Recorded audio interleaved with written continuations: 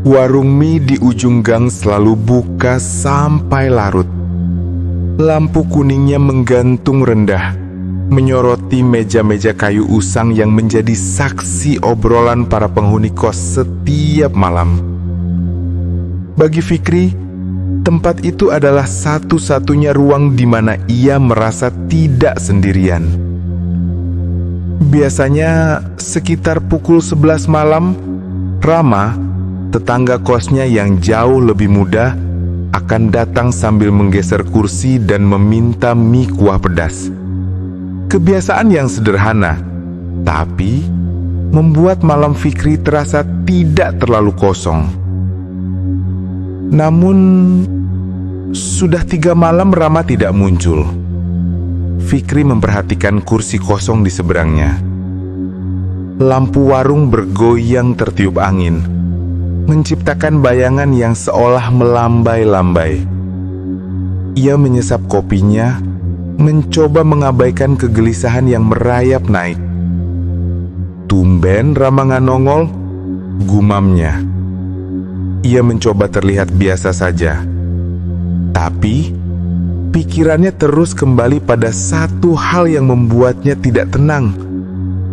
Lampu kamar Rama menyala terus, siang dan malam tanpa padam. Seperti ada yang disembunyikan di balik cahaya itu. Fikri menelan ludah. Ia bangkit dari kursi, membayar kopi, dan berjalan pulang ke gang sempit yang hanya diterangi 2 lampu jalan. Angin membawa bau tanah basah.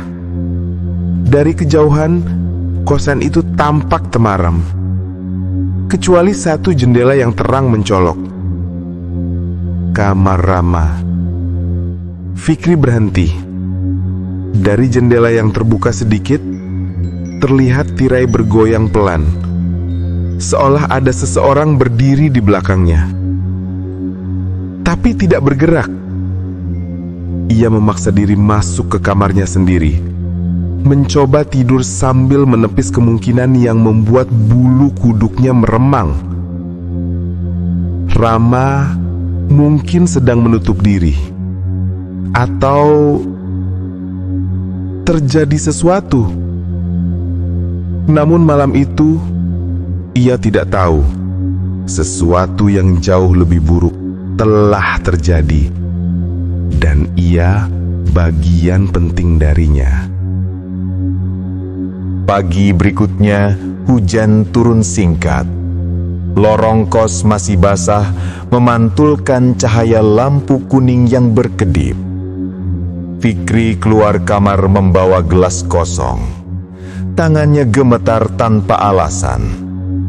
3 hari tanpa melihat Rama menambah rasa tidak nyaman dalam dada yang sudah penuh sesak oleh masalah pekerjaan dan tekanan usia. Saat melewati kamar Rama, ia berhenti.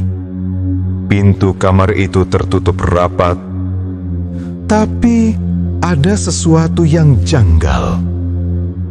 Bau obat-obatan samar keluar dari bawah celah pintu. Fikri menunduk. Ada bercak kecil di lantai, coklat gelap, seperti tumpahan yang sudah kering. Ia mengerutkan dahi. Spil kopi, mungkin, gumamnya. Meski warnanya terlalu gelap untuk kopi, ia mengetuk pelan pintu itu. "Ram, kau di dalam?" Hening. Ketukan kedua, lebih keras. Tetap hening. Saat Fikri hendak kembali ke kamarnya, ia merasakan tatapan dari arah tangga. Kos itu kosong, tapi ia merasa seperti ada seseorang sedang mengintip. Ia menghembuskan nafas panjang. "Aku cuma capek," ucapnya lirih. Rama pasti baik-baik saja. Namun, jantungnya tidak percaya. Pada malam ketiga, perasaan gelap itu berubah menjadi sesuatu yang tidak bisa ia jelaskan. Sebuah keganjilan yang membuat udara di kos itu terasa lebih berat. Seolah lorong itu menyimpan suara yang tidak seharusnya didengar manusia. Hujan turun lagi malam itu. Fikri melangkah ke warung mie dengan langkah kosong. Ia tidak berniat makan. Ia hanya terbiasa berada di sana. Tempat itu mengurangi suara-suara aneh yang belakangan mulai ia dengar di kos. Namun saat tiba, warung itu tutup. Lampu padam, meja-meja terbalik, tirai digulung setengah. Fikri menghela napas, kecewa dan sedikit bingung. Ia berdiri di bawah atap seng yang menetes, berteduh sambil memandang jalanan gelap. Suara langkah terdengar pelan dari belakang. "Pak Fikri?" Fikri menoleh cepat. Rama berdiri di sana. Basah oleh hujan, wajahnya pucat dan matanya sedikit cekung. Tapi ia tersenyum kecil seperti biasa. Meski senyum itu tampak aneh, terlalu kaku, terlalu hambar. "Lama nggak kelihatan kamu," kata Fikri lega. Rama mengangguk. "Iya, maaf, capek banget akhir-akhir ini." "Mau makan mie?" tanya Fikri tanpa sadar. "Warungnya tutup, tapi..." Nanti aja pak, saya cuma lewat." Fikri mengamati wajah Rama lebih saksama.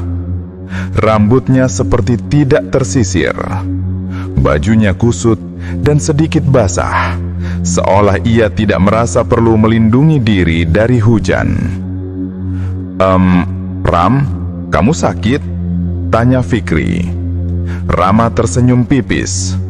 "Enggak kok, cuma kurang tidur." Mereka duduk di pinggiran trotoar dan berbincang sebentar. Fikri merasa ganjil. Suara Rama terdengar jauh, seolah berasal dari ruangan lain.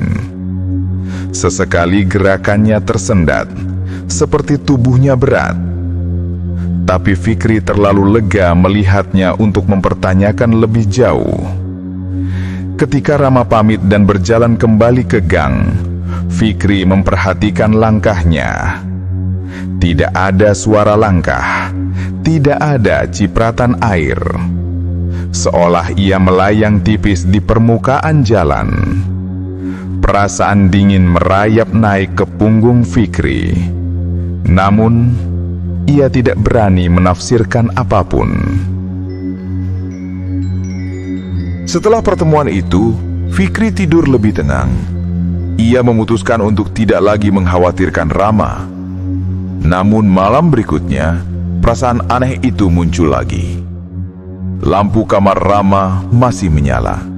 Hingga dini hari, hingga pagi, hingga siang berikutnya. Dia pulang pagi atau lupa matikan lampu? Ketenangan itu tidak bertahan lama. Saat membuka pintu kamarnya malam itu, ia merasakan kembali bau obat dari arah kamar Rama. Lebih tajam daripada sebelumnya. Ia menempelkan telinga ke pintu. Tidak ada suara apapun. Tapi ia mendengar gema yang jauh dan samar dalam kepalanya. Suara berdebat, chair yang bergeser, suara napas terengah-engah, dan suara tubuh jatuh. Fikri terlonjak dengan wajah pucat. Ia memegangi kepalanya. Ingatan itu seperti bayangan kabur yang ia coba lupakan. Namun muncul kembali saat malam semakin sunyi. Malam ketika ia dan Rama bertengkar. Malam ketika Rama menatapnya dengan wajah kaget. Malam ketika Rama memegangi dadanya. Fikri melangkah mundur gemetaran. Tidak, itu cuma mimpi, cuma mimpi. Tapi tubuhnya tahu, itu bukan mimpi. Suara-suara itu bukan halusinasi tanpa asal. ada sesuatu yang menunggu untuk diingatnya.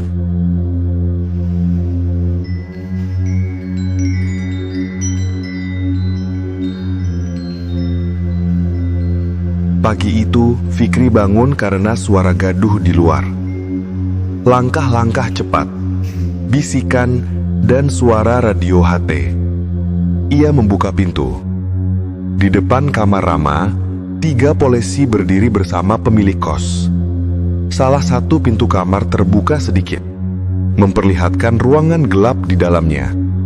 "Pak, mohon mundur ya," kata seorang polisi. "Ada apa?" Suara Fikri bergetar.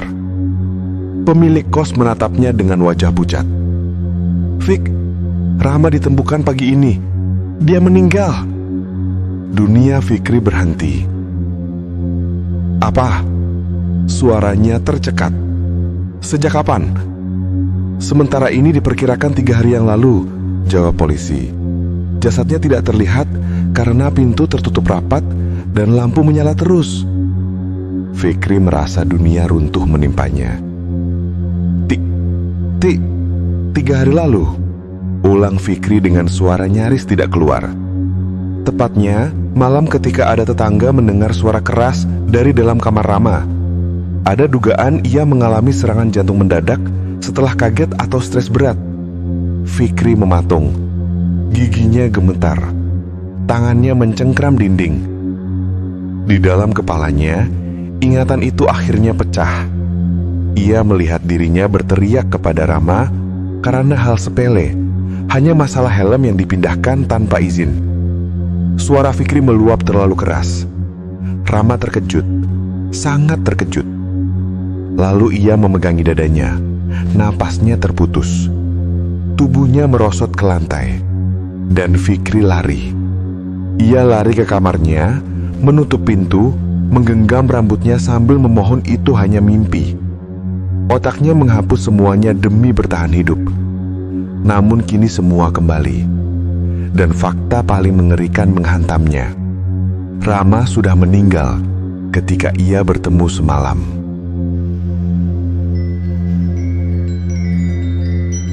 Hari itu, kos dipenuhi polisi. Fikri duduk di ranjang, memeluk lutut, menatap lantai kosong. Tubuhnya panas dingin. Rasanya dunia seperti kabur, seolah ia berjalan di antara kabut. Namun saat petang tiba, ia mendengar langkah pelan di luar pintu kamarnya. Langkah yang sangat ia kenal. Pelan, tak bersuara, seperti menyentuh tanah tanpa berat. Fikri menahan napas. Bayangan seseorang terlihat lewat dari celah bawah pintu. Bayangan kaki yang tidak menyentuh tanah. Fikri berdiri perlahan. Tubuhnya gemetar hebat. Ia meraih gagang pintu dengan sisa tenaga yang dimilikinya. Ketika pintu dibuka, lorong kosong. Namun tepat di ujung lorong dekat tangga, seseorang berdiri. Rama. Wajahnya pucat seperti malam hujan itu. Matanya teduh namun dalam, seolah menyimpan sesuatu yang tidak bisa diucapkan. Ia menatap Fikri tanpa marah, tanpa senyum, tanpa suara, hanya tatapan. Tangan Rama terangkat sedikit, seperti memberi salam atau ucapan selamat tinggal. Dan perlahan tubuhnya memudar seperti kabut yang diterbangkan angin. Fikri menutup mulutnya. Air mata jatuh tanpa ia sadari. Dadanya terasa sesak oleh penyesalan yang terlalu berat untuk ditanggung seorang manusia. Ia merosot ke lantai, memegangi wajahnya, dan untuk pertama kalinya mengakui kebenaran yang selama ini ia hindari. Rama tidak datang untuk menakut-nakuti. Rama datang karena ia tidak ingin meninggalkan Fikri dalam kebohongan. Dan Fikri mengerti bahwa bayangan terakhir itu adalah maaf yang tak terucap. Sebelum semuanya benar-benar berakhir.